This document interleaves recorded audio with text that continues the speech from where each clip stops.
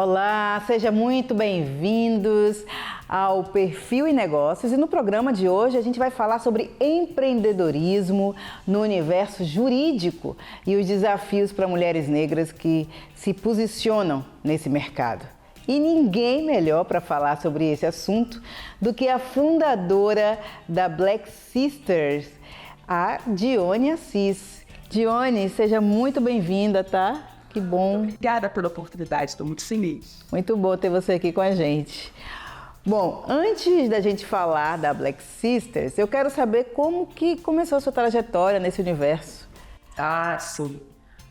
Aos 13 anos eu descobri que eu queria ser juíza. Aos 13? Isso. Meu Deus, como? Quem era a referência? Não tinha referência. Meu padrasto trabalhava no Tribunal de Justiça e ele, das minhas férias, me levava para conhecer o tribunal. E aí, em uma dessas idas, o juiz titular da vara criminal ia fazer uma sessão de júri e me convidou para assistir. E aí eu fiquei para assistir, e ele me apresentou todo o tribunal, inclusive o salão do júri. E aos 13 eu fiquei deslumbrada com aquele ambiente, com aquela atmosfera. Ele me disse cada personagem, descreveu cada personagem, onde cada um se sentava, o que cada um fazia. E eu perguntei a ele quem era ele naquele ambiente, né? Ele falou, eu sou o juiz, eu sou quem julgo. E eu sento nessa cadeira, que era a maior cadeira. Eu falei, como faz para fazer isso? Daí ele disse, faça a faculdade de Direito. Sim. Então eu descobri o caminho, né? Só que foi mais difícil do que eu imaginava, eu confesso. Então, descobri o que eu queria e aí, dali em diante, eu passei a traçar, enfim, como é que eu conseguiria chegar, né? Então, sabia que era estudando muito, ele falou, você estudava muito para a faculdade de Direito. Então, eu comecei a estudar e aí virou um mantra na minha vida. Eu só falava que eu ia para a faculdade de Direito, que eu seria juíza. Que lindo! E por que foi mais difícil do que você imaginava? Porque a gente acha que é tudo muito fácil quando a gente tem 13 anos, a gente vive no mundo da imaginação. E aí, quando cada ano que se passava e eu me aproximava, né, de ter que executar o plano, eu via que era mais difícil executar o plano. Então, a primeira grande objeção é como eu vou ingressar na faculdade, né? Como eu vou fazer faculdade de Direito. Você veio de escola pública? Escola pública, toda a minha vida. Sim. E até então, enfim, quem mora no Rio de Janeiro sabe que a UERJ até então, na época, era a grande faculdade de Direito, então eu tinha o sonho de entrar na UERJ. Só que era muito difícil entrar na UERJ, o corte, né, da nota para entrar no vestibular era muito alto, enfim. Então eu pensava, como eu vou conseguir fazer isso? Até que eu conheço a Educafro do Frei Davi. Que fantástico! Em 2002, 2003, quando a política de cotas estava sendo debatida no Rio de Janeiro, especificamente, o Frei Davi, em mais um ato da Educafro, estava acorrentado na UERJ, enfim, fazendo greve de fome, e porque estava na semana que a lei seria aprovada, a lei estadual seria aprovada aqui no Rio. Sim. E a Globo estava cobrindo aquele movimento, né? E durante uma reportagem, o Frei Davi aparece e fala da Educafro. E uma tarja, né, aparece embaixo no vídeo com o telefone da Educafro. Eu pego nota no telefone e entro em contato. Agora eu queria que você explicasse um pouco para quem está nos assistindo o que é a Educafro. Educafro é onde eu nasci e onde mais de 100 mil jovens como eu nasceram. Tiveram a perspectiva de um caminho possível no Brasil. Liderada pelo Frei Davi, já existente no Brasil há mais de 40 anos. A Educafro é uma ONG cujo propósito sempre foi inserir a população negra e branca carente nas universidades. Foi o primeiro lema da Educafro. Óbvio que hoje, com o avanço e com os frutos que a Educafro começou a colher, porque os seus filhos que uma vez ela queria colocar nas universidades, ingressaram, se formaram e hoje são profissionais que estão espalhados pelo Brasil. E começam a render muitos frutos, né? Então começam a se posicionar e carregar a Educafro consigo. Então hoje a Educafro, ela faz muito mais do que isso. Ela faz um trabalho muito bonito de advocacy. Ela está liderando os grandes cases de racismo estrutural, celebrando grandes acordos com as empresas que reconhecem, né, que cometeram e por isso querem de alguma forma reparar isso. A Educafro tem liderado isso com brilhantismo, sempre tendo à frente o Frei Davi. Fantástico. Eu sou admiradora do trabalho do Frei Davi, da Educafro. Realmente é um trabalho muito importante para combater o racismo no Brasil. Bom, eu queria agora entender quais as especialidades você tem, né? Porque daí você fez Direito e depois? Depois a FGV fala para mim assim, olha, Dione, se você passar entre as 5 primeiras colocadas no nosso mestrado, a gente dá uma bolsa integral. Eu não passei entre as 5, passei entre as primeiras 3 primeiras e consegui a bolsa para fazer o mestrado na FGV. Eu fiz o mestrado também em Direito na FGV. Só que quando eu tinha o sonho de querer ser juíza, eu também coloquei na cabeça que eu queria estudar na Escola da Magistratura do Estado do Rio de Janeiro. Chama EMERGE. Essa Escola de Magistratura, ela até hoje é a escola que mais aprova para a prova da magistratura. Ela é uma escola gerida pelo próprio Tribunal de Justiça, em que seus professores são magistrados, né, são desembargadores e juízes do tribunal, que preparam aqueles alunos para a prova para a magistratura. Como que chama? EMERGE, Escola da Magistratura do Estado do Rio de Janeiro. Para você entrar na EMERGE, tem uma prova para você entrar. E também não é de graça, você tem que pagar a EMERGE, né? E aí, mais uma vez, EduCafro na minha vida. EduCafro, eu falo assim, olha, eu queria fazer a EMERGE porque a EMERGE ela ficou no meu imaginário. Você imagina um local, num nicho em que as pessoas falam, não, mas ali se preparam as mentes brilhantes que vão ser os futuros magistrados, né? E um dia eu fui lá e não via nenhuma pessoa negra lá, né? E eu olhava aquele ambiente, eu respirava, e eu pensei, eu quero estudar aqui, eu vou estudar aqui. E aí mesmo quando eu acabo meu mestrado e eu já não queria mais ser magistrada, mas o imaginário da EMERGE continuou no meu subconsciente, de que eu queria estudar lá, eu queria ter aquela experiência. E eu queria que a EMERGE tivesse uma aluna negra também, né? Sim. E então eu aplico para a EMERGE. E também uma parceria da EMERGE com a EduCafro, eu consigo uma bolsa também para estudar na Escola da Magistratura. Então eu fico 3 anos estudando. Quem estuda na EMERGE, as pessoas que conhecem a escola sabem, é uma escola que está preparada para você ser juiz. Então você passa o dia todo só estudando. Ninguém que faz EMERGE trabalha ao mesmo tempo. Eu era a única que não tinha opção, né? Eu tinha que trabalhar. Então eu fazia EMERGE de manhã e à tarde e à noite eu trabalhava numa empresa como gerente e diretora jurídica. Foi sua primeira experiência profissional? Exato. E aí eu faço a EMERGE mesmo já sendo mestre em Direito, ou seja, a EMERGE não me traria uma graduação maior do que eu já possuía.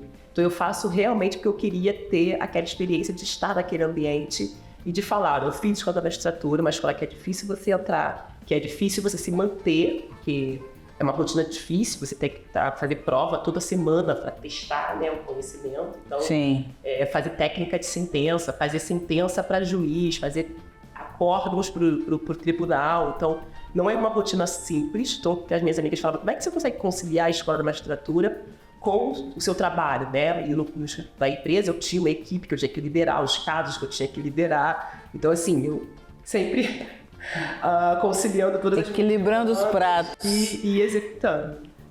Bom, e você também trabalhou como gerente jurídica no Grupo Guanabara e na Nátrio.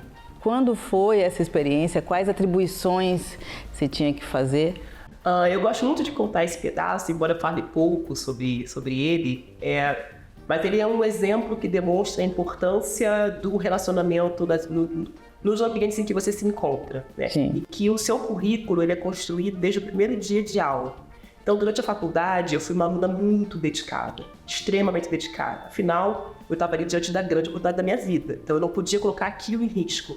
Então, nada desfocava a minha vontade de estar ali e a minha vontade de demonstrar a minha excelência acadêmica. Então, meus amigos de faculdade admiravam muito a minha postura. Não só pela minha dedicação, mas pelos resultados que a minha dedicação me traziam. Eu sempre era uma das melhores da turma, as pessoas me adoravam, enfim. E, naturalmente, dali saíram os meus 2 únicos empregos quando eu trabalhei em empresa. Antes de me formar, eu já tinha sido aprovada na prova da OAB, eu fui aprovada no 9º período ainda. Fiz a prova uma única vez e aí um amigo meu de turma falou, Johnny, eu quero que você assuma a gerência jurídica do grupo econômico da minha família. Eu não tinha pensão, né? Mas ele sabia a profissional que eu era porque ele me via em sala de aula, me via quando eu era estagiária, então eu levo um susto que de repente eu vou assumir um cargo de gestão, não estava nem formada ainda, mas eu topei, então assumi, fiquei durante 6 anos à frente da gerência jurídica do Grupo Interunion, que hoje é o Grupo Natrio também. E depois disso, recebo o convite de uma outra colega de faculdade, que também sabia dos meus precedentes, sabia da minha dedicação e do meu trabalho que eu estava desenvolvendo na Natrio, e fala: Johnny, a gente quer trazer você aqui para o Grupo Guanabara, que é um grupo gigante aqui no Rio de Janeiro. E eu falo: bom, tá, o que você acha? Eu não sei, o que você está esperando de mim? Não, eu não sei nem quanto é que você ganha hoje, mas assim, a gente quer tanto você aqui que eu topo quadruplicar o teu salário, sem saber quanto você ganha. Então, de repente, eu me vi diante desse Caramba! Né? E, obviamente, aceitei e fiquei mais 4 anos no Grupo Guanabara. Saí porque senti falta da minha vida acadêmica.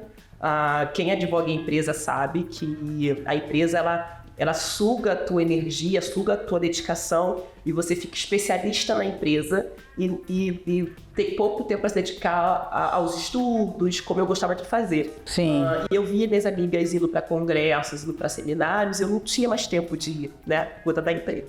E aí eu decido: não, eu quero retomar a minha vida acadêmica e quero aplicar para o doutorado. Sei que a empresa não vai ver com bons olhos o fato de eu estar fazendo doutorado, porque o doutorado vai me demandar bastante tempo. Sim. Sei também que o Ministério da Advocacia viria com bons olhos o fato de eu estar fazendo doutorado. Então, eu saio da empresa, aplico para o doutorado, passo para o doutorado e entro para o escritório. E você leciona também, ou lecionou também, né? Muito tempo. É que o tempo hoje em dia está um pouco escasso, a gente não consegue. Mas sempre que eu posso, essa semana, inclusive, dei uma aula na Fundação Getúlio Vargas, inclusive, a convite de um professor, e foi bem legal. Muito bom. Agora eu queria saber como é que é para você ensinar direito para tanta gente.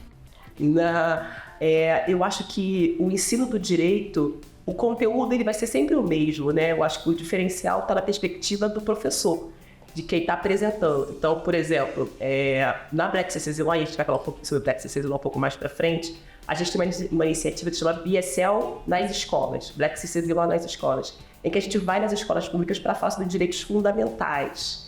O ideal seria que a grade, né, curricular das escolas públicas tivesse uma disciplina de direito constitucional fundamental. Porque todo cidadão é afetado por esses direitos, mas Sim. não sabe muito. A gente não sabe os direitos que a gente tem, né? Até onde vai. Não sei muito o que é, qual é a função de deputado estadual, qual é a função de deputado federal, até porque quando ele vem me prometer alguma coisa, às vezes ele está me prometendo coisas que ele não pode cumprir, não porque ele não quer, mas porque ele não tem competência para aquilo. Sim. E aí a nossa ideia era levar a noções básicas de direitos fundamentais nas escolas. E a gente tem feito isso, tem sido muito bacana, e é legal de te levar esse conteúdo. E por que eu acho que pra gente isso é diferente? Porque eu falo de um lugar de fala muito próximo do meu aluno, do meu ouvinte. Então, quando ele está me ouvindo, ele está ouvindo uma mulher que, há poucos anos atrás, estava sentada ali onde ele hoje está, que era numa cadeira de uma escola pública, falando sobre um conteúdo que ele não imagina que existe. E trazendo de volta esse conteúdo. Então, falar sobre direitos e falar sobre direito fundamental, embora a minha especialização seja direito de empresa, mas qualquer aluno, né, de faculdade de direito precisa estudar direito constitucional, então passa por esse tipo de estudo também. É engrandecedor você levar para essa pessoa um conteúdo que está tão próximo a ela, mas ao mesmo tempo está tão distante porque ela não consegue dominar. Embora ela saiba que seja direito dela, mas como é que eu reivindico esse direito? Como é que eu cobro esse direito? Né? Então hoje eu sei o que está na Constituição. Eu sei o que é a Constituição Federal. É a Carta, é o documento mais importante de uma nação, né? E precisa ser cumprida. E todas as leis, todos os atos dos políticos precisam observar a Constituição. Senão essa decisão ou essa lei é nula. Então, assim, toda essa ideia a gente leva para eles e é bacana sentir a transformação que isso causa. Maravilhoso. E você também é diretora de projetos internacionais, não é isso? Exato. Você pode falar um pouquinho do que são esses projetos? O que é que você faz? É uma rede de mulheres. Como que chama? A RIC. É uma rede de mulheres que só trabalham no meu segmento de atuação, né, de trabalho, que é a direito de reestruturação, a reestruturação de empresas em crise, que precisam de um choque ali para poder voltar para os trilhos, é a minha área de atuação. E aí existe uma rede internacional de mulheres que atua nessa área. Direito, obviamente, como diversos outros segmentos da sociedade, também é uma área extremamente machista, tem muitos homens, enfim. Então, as mulheres precisavam se unir no coletivo próprio para que elas pudessem juntas criar uma voz para que a gente pudesse começar a participar dos casos, começar a escrever artigos, começar a publicar livros, para que a gente começasse a ser ouvidas, né? E aí, por conta disso, se fundou há 30 anos atrás o IRIC, e hoje eu fui eleita diretora de projetos. Então, no Brasil, no IRIC Brasil, eu sou responsável por pensar projetos para difundir um pouco mais a iniciativa, não mostrar para as advogadas que esse nicho do direito não está tão distante dela, em que pese a olho nu possa parecer, porque ela vai aos congressos e ela só vê homem e homem branco lá em cima falando. Afinal, é direito empresarial, é direito da crise. É um tipo de segmento em que o empresário está muito sensível, ele precisa de algum profissional que ele confie, né? Sim. Normalmente ele não busca a mulher, ele não usa a mulher negra, buscar um homem, normalmente um homem branco para protegê-lo nesse momento. Então, o IRIC é uma forma de dar voz a essas mulheres que atuam nessa área e atuam muito bem, né? Não só como advogadas, mas como magistradas, como promotoras, como procuradoras. É bastante interessante. Olha, Dione, nosso papo tá maravilhoso, mas a gente vai dar um breve intervalo e na volta eu quero saber mais sobre a atuação da Black Sisters. O Perfil e Negócios volta já já.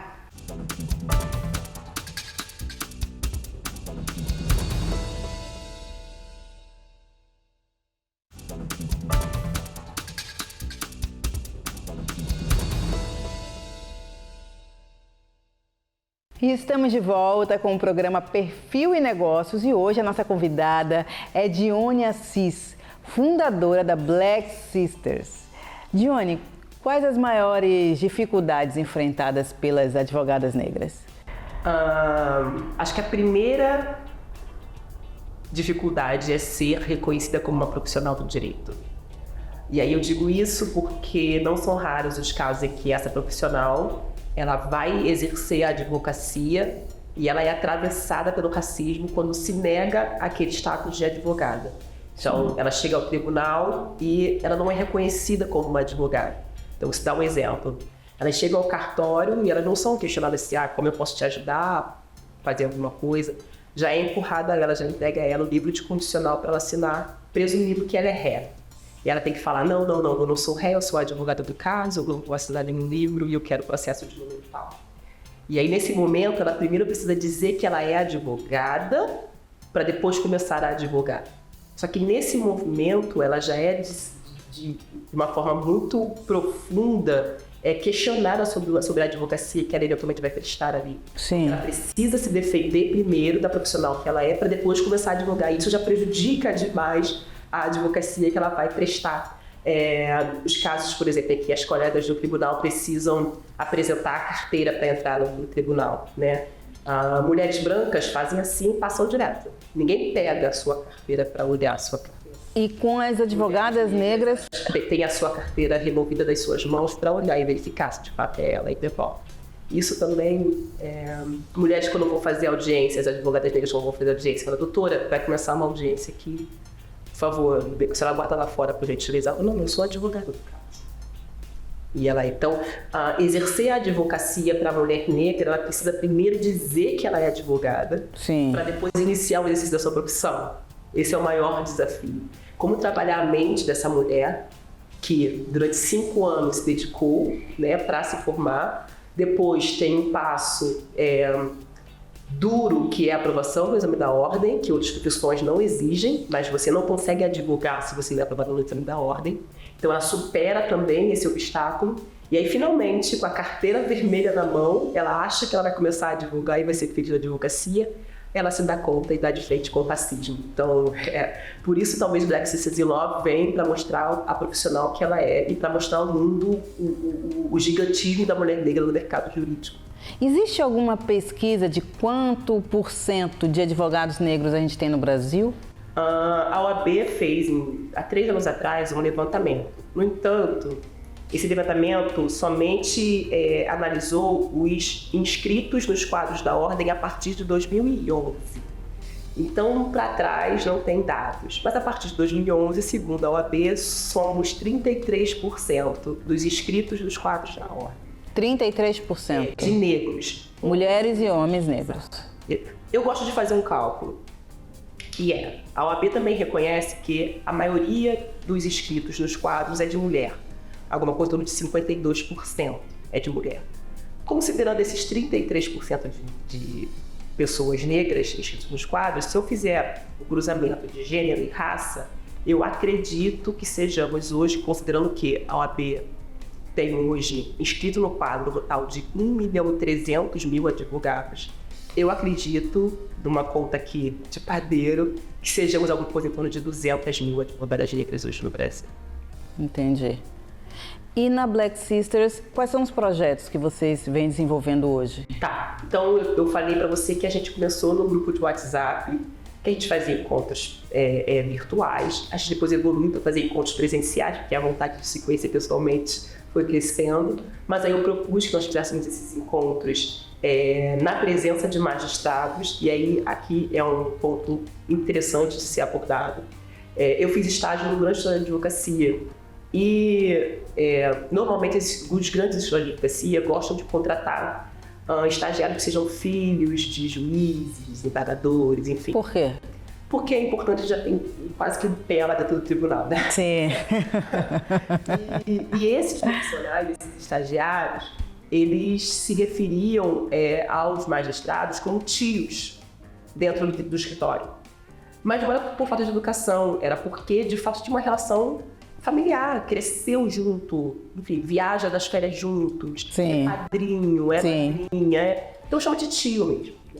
E eu pensava, nossa, eu sou a única estagiária aqui que eu não tenho referência nenhuma, né? E numa disputa aqui para efetivação, eu não vou ser efetivada, né? Essa galera, enfim, todo mundo era muito bom e eles têm bônus de serem filhos dos magistrados. Então, assim, qualquer caso que aconteça, vai ser fácil para eles se conectarem com o magistrado ou com o magistrado que o pai ou o tio conhece. Então, quando eu precisava de alguma coisa no tribunal, eu perguntava para o pessoal assim, poxa, fala lá com o seu tio, vê se seu tio não me recebe. Mas eu tenho super me ajudavam, eu conseguia.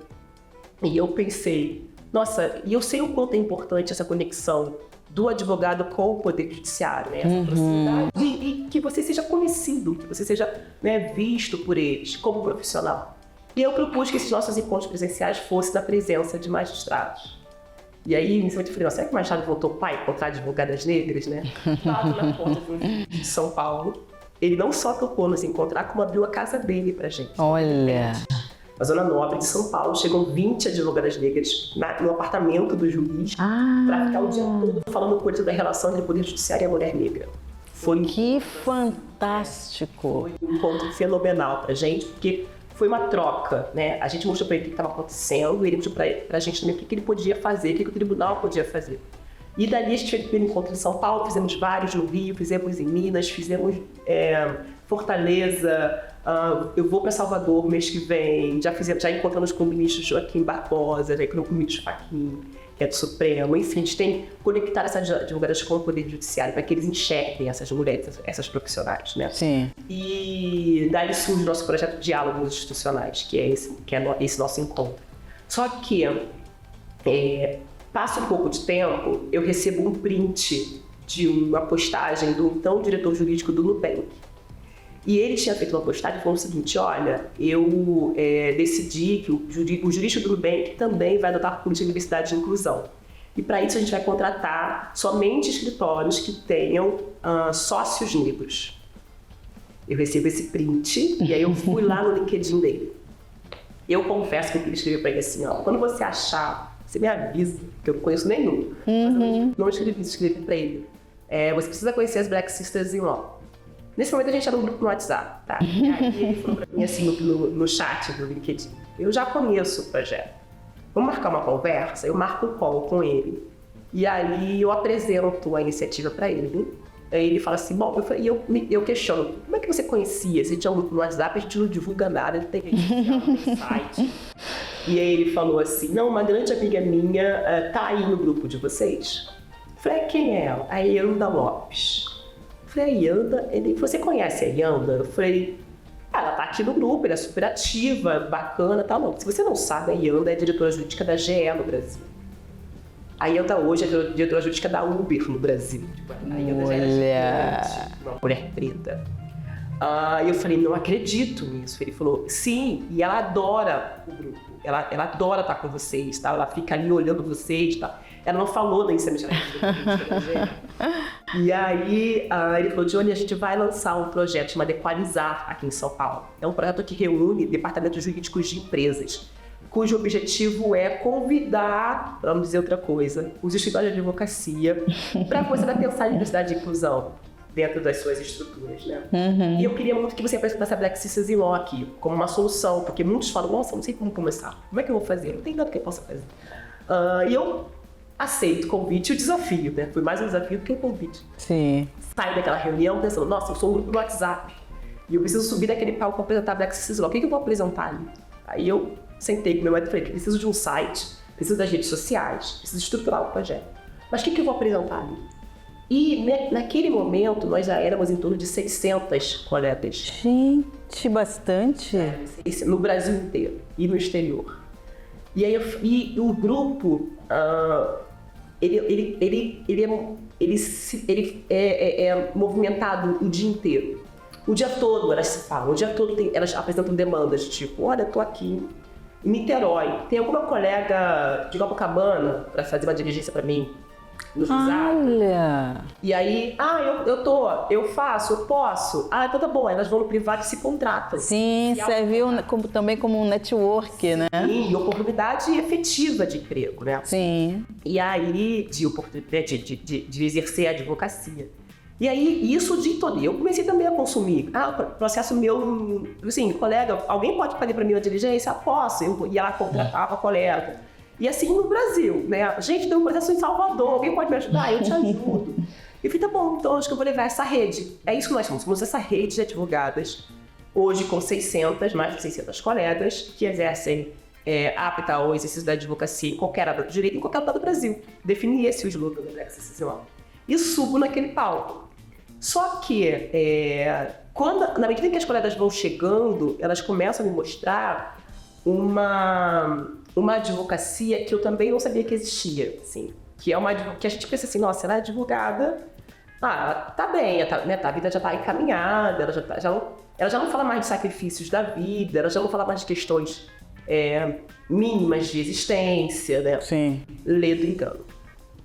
Então, de repente, eu começo a receber demandas no paralelo, no privado, de colegas advogadas que fazem audiência por R$20, que vendem petição por R$50. Isso para te dizer das colegas que ainda vivem da advocacia com exclusividade. Porque tem aquelas que não conseguem subsistir da advocacia com exclusividade, precisam se socorrer de outras formas de remuneração.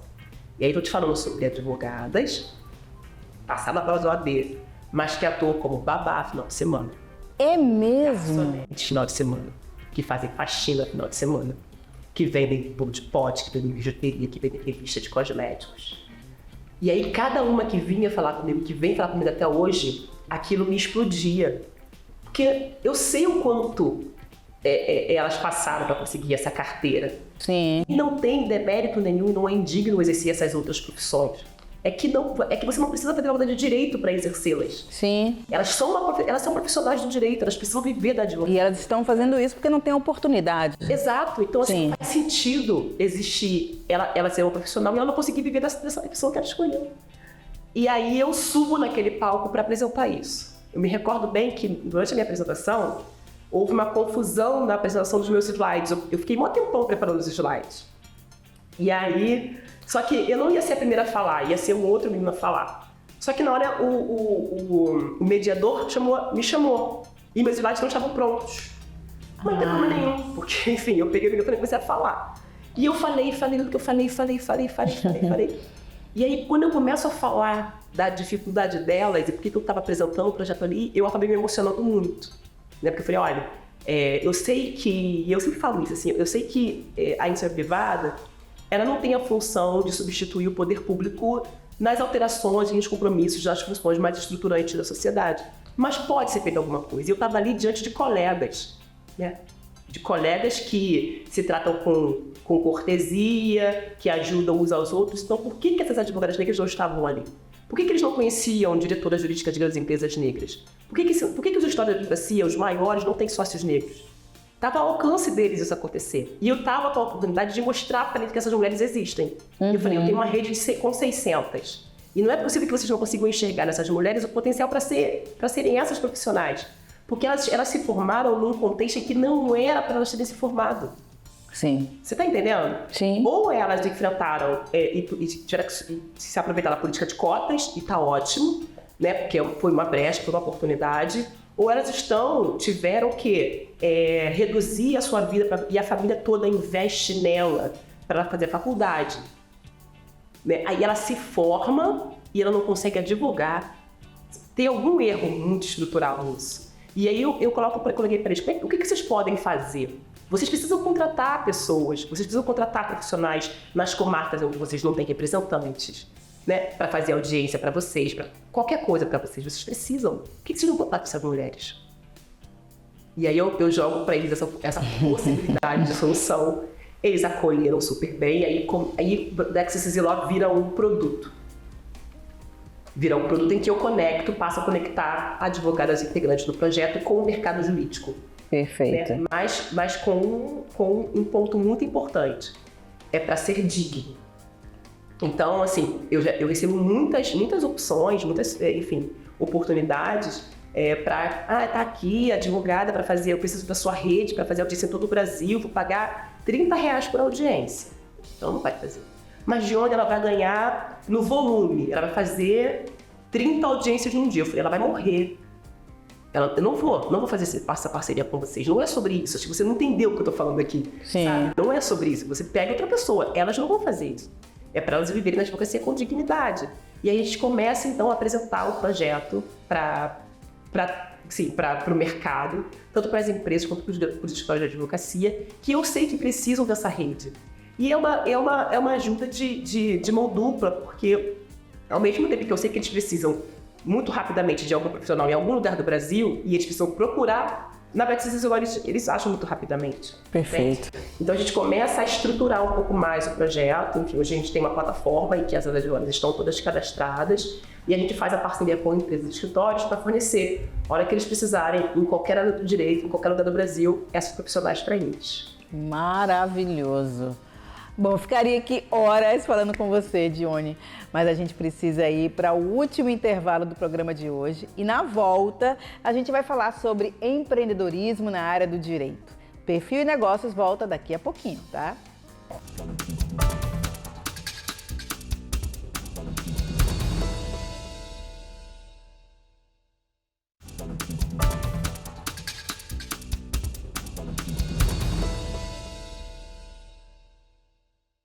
E estamos de volta com o programa Perfil e Negócios e a gente recebe hoje a fundadora da Black Sisters in Law, Dione Assis.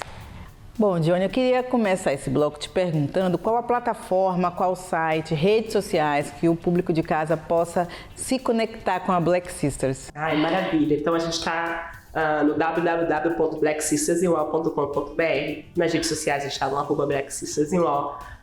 No Instagram e no Facebook e também no LinkedIn, no Black Sisters in Law. É super fácil achar. E aí as empresas, os outros profissionais podem se conectar e escrever qual demanda, como que é? E no teu site, tanto as redes sociais jogam, né, o interessado para o nosso site, e no site você pode cadastrar lá a sua demanda, a sua solicitação, que a gente vai receber e vai responder em poucos minutos. Perfeito.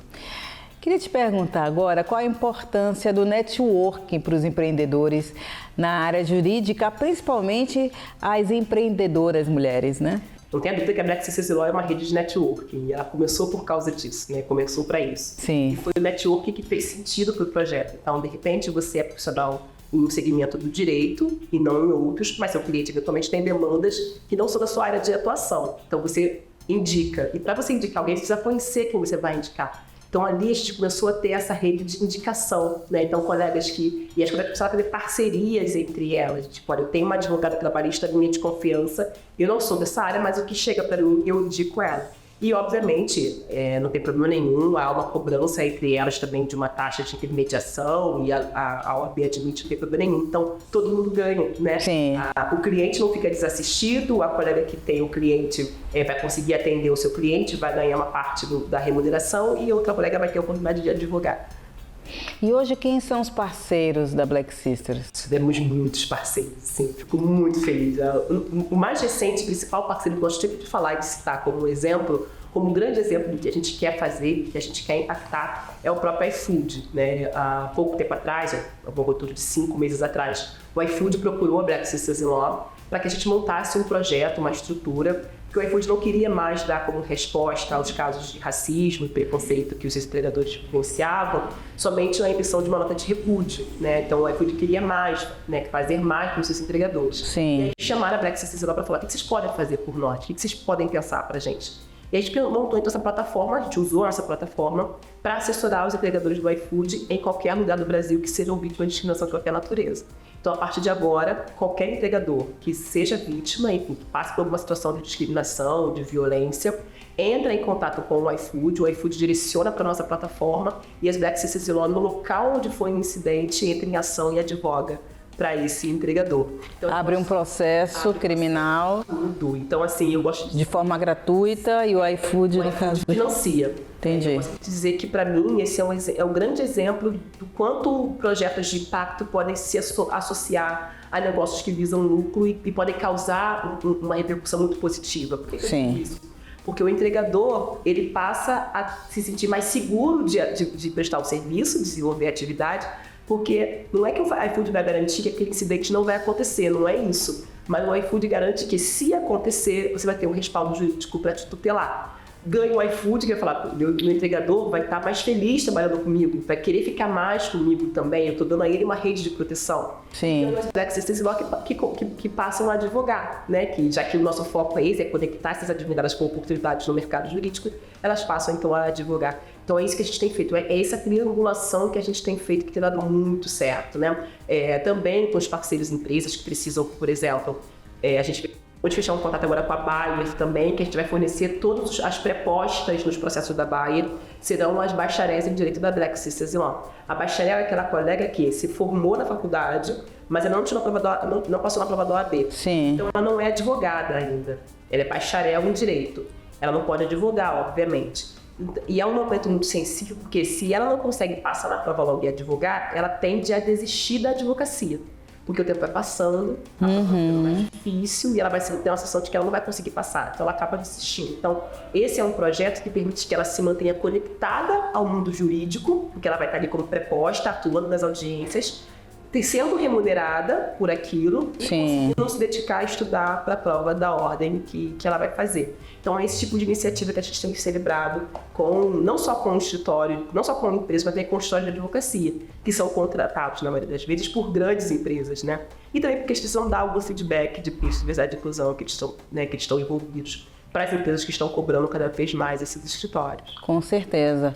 Vocês fazem também algum tipo de trabalho pensando nas redes sociais, no sentido de, a gente sabe que pessoas negras, mulheres negras são hoje quem mais sofre racismo nas redes sociais, né? Eu, inclusive, sou uma prova disso. Tem algum trabalho nesse sentido? Tem. A gente tem um grupo só das colegas que atuam no direito digital. E essas são as especialistas de direito digital e nos crimes cibernéticos, enfim. A gente faz parceria com cursos para que elas possam fazer esses cursos e se especializar ainda mais para atender essas demandas quando chegam. Então, as sisters, que é como a gente se chama, elas são segmentadas por áreas de atuação. Então, por isso que a gente consegue localizar rapidamente o profissional que você precisa quando a gente recebe a demanda. Então, você faz sentido que precisa de uma advogada agora que entenda sobre crime cibernético. Eu consigo, na hora, filtrar ali naquele grupo específico que ela tá inserida e te entregar essa profissional. Então, a gente tem especialidades em todas as áreas e atuação também. Entendi.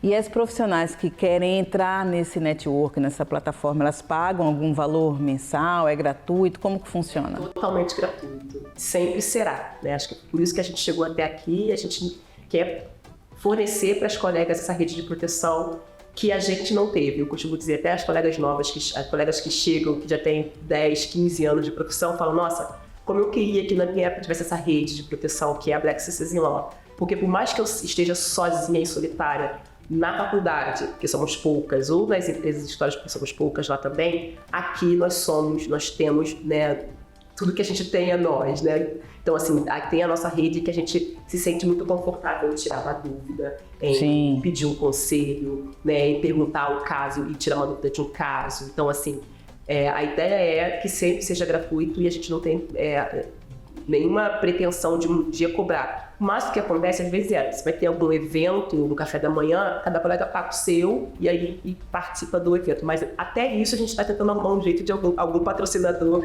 financiar para a gente gente não tenha a barreira financeira das colegas participarem desses eventos que a gente sabe que acaba acontecendo. Com certeza.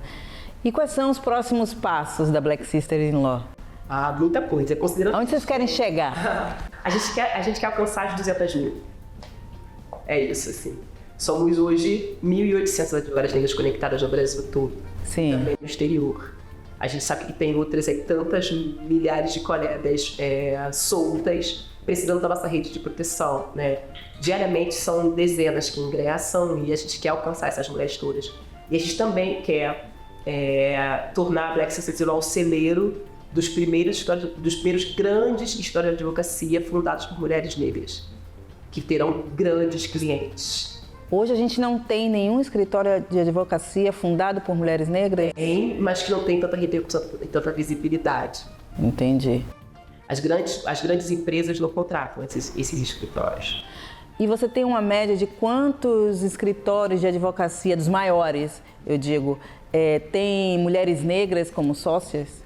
Sócias, dentro de uma estrutura de história de advocacia, todo mundo é associado, mas os sócios, né, tem as grandes remunerações, é só uma faixinha lá em cima, né? Não conheço uma mulher negra sócia de um grande escritório. Não conhece? Conheço as associadas, conheço a advogada sênior, porque já está chegando no ponto, mas assim, sócia de capital, eu não conheço.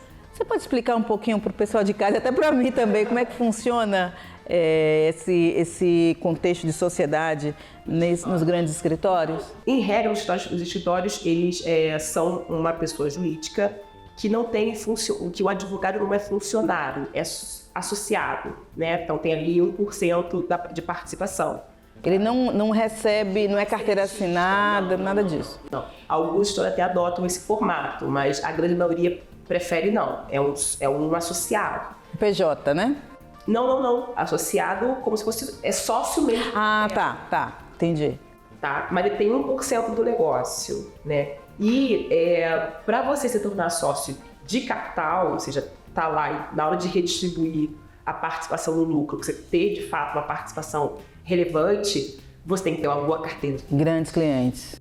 Se você não tem, você não consegue participar. Então, ficam as pessoas, né, que não têm essa grande participação, essa grande referência, ganhando um valor fixo por mês, porque não trazem clientes, então não tem como ter participação. Sim. Os grandes sócios que já estão lá em cima ficam colhendo os louros lá dos PLs gigantescos. Então, hoje... Tem uma participação maior.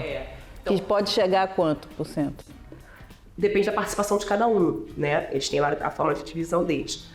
Hoje, o grande gargalo para que a advogada negra ela se torne sócia de capital, ela tem que trazer clientes. Como é que ela traz cliente? Então, tem que ter network. A gente quer isso. Não importa por onde a gente começa. Então, a primeira forma de começar é fazer uma audiência, então ela vai fazer uma audiência para aquele cliente. E para aquele cliente que eu digo para aquela empresa que está contratando, né? Então, de repente, aquela empresa se aproxima dessa advogada e começa a ter um relacionamento com ela. Então, depois, traz uma outra demanda e traz outra... A advocacia é uma profissão de confiança, que existe confiança, né? Então, e aí, só que você não confia em quem você não conhece. Sim. A ideia é que a gente oportunize esse primeiro contato, né? Então, que seja para tirar uma cópia. Ela vai tirar uma cópia e vai entregar no prazo que precisa ser entregue. Agora faz uma audiência, agora faz mais outra audiência, agora assume o caso para mim. E aí essa relação vai sendo construída até o momento que a empresa vai contratar teu escritório full-time para trabalhar para mim. Então eu vou ser seu cliente a partir de agora. Sim. Né? Aí ela começa a construir a carteira dela de cliente. Se ela tem o escritório dela autônomo, vai ser o cliente dela do escritório autônomo. Se ela está já de um bom escritório de advocacia, vai ser o cliente dela dentro do escritório de advocacia. E quando ela vai aumentando a carteira de clientes, ela pode já chegar a ser sócia de capital, porque ela já tem uma carteira de cliente grande. A gente procura por ela, não pelo escritório. Sim. Eu queria finalizar aqui te perguntando o seguinte, como que você vê essas dificuldades para o network, né, que você acabou de falar? E até por experiência própria, né, eu também sou produtora e uma das funções que eu tenho dentro da minha empresa é produzir obras de audiovisual, né? Que são caríssimas, como a gente sabe, e que exige de mim o network, né? Porque para você chegar numa grande empresa, conseguir um patrocínio, né? Você tem que chegar no momento certo, com a pessoa certa, né? E eu sinto, eu tô falando isso porque eu sinto na pele o quanto que se eu pudesse herdar alguma coisa da minha família, uma coisa que eu queria herdar era o network. Porque é algo extremamente difícil, complexo, né? Ainda mais quando se é uma mulher preta. Eu queria que você falasse um pouco disso. No mercado jurídico, eu acho que também em outros mercados, né? Tem gente que já nasce com network, que o network está dentro de casa. Então você é criança e vê os grandes nomes da sua sala. Né? Sim. E cresce com os filhos daqueles grandes nomes. Então você nasceu no networking já. Você não tem...